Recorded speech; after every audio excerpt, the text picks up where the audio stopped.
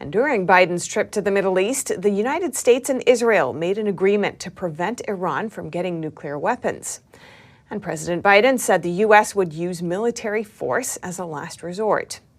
Now, a senior advisor to Iran's supreme leader says Iran is capable of making a nuclear bomb. NTD's Jason Perry has that story.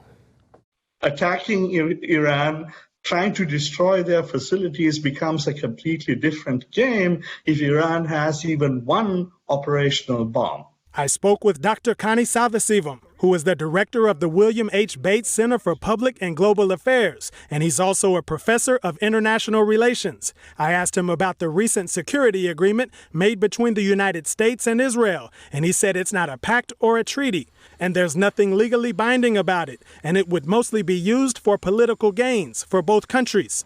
On Sunday, a senior advisor to Iran's supreme leader said on Al Jazeera that Iran is now capable of making a nuclear bomb, but they haven't made the decision to build one. I might disagree with some of the more strident voices coming out of Israel or pro-Israeli Americans and so on. And that is that somehow on the very next day after Iran acquires a nuclear weapon, they're going to drop it on Tel Aviv. Okay, that's just stupid. Right? Because the Iranians might be many things, but they're not idiots. Salvasivam says Iran can use it in other ways. Look at the leverage and advantage Russia has, where it has, without any provocation or justification, brutally invaded a neighboring state, is doing all kinds of horrible things inside Ukraine. But what is Russia's claim? Nobody can attack Russia back in retaliation. Even the Ukrainians, who the Russians are attacking, the Russians are saying, you don't have a right to attack us back on Russian soil, on Russian territory.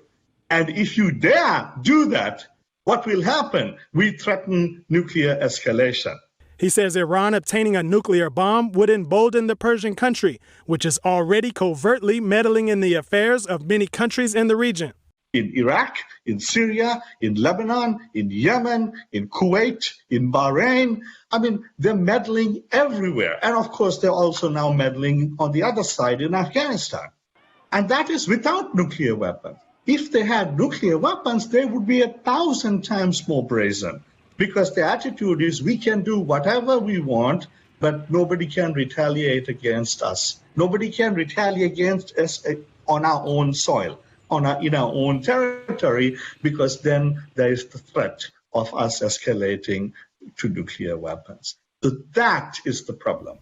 And he said that sanctions are not necessarily the way to prevent Iran from obtaining a nuclear weapon, because the country's leadership does not care about the welfare of the Iranian people. And he said even though Biden said the U.S. would use military force if necessary, Israel is more likely than the United States to strike Iran to prevent Iran from making nuclear weapons. Jason Perry, NTD News.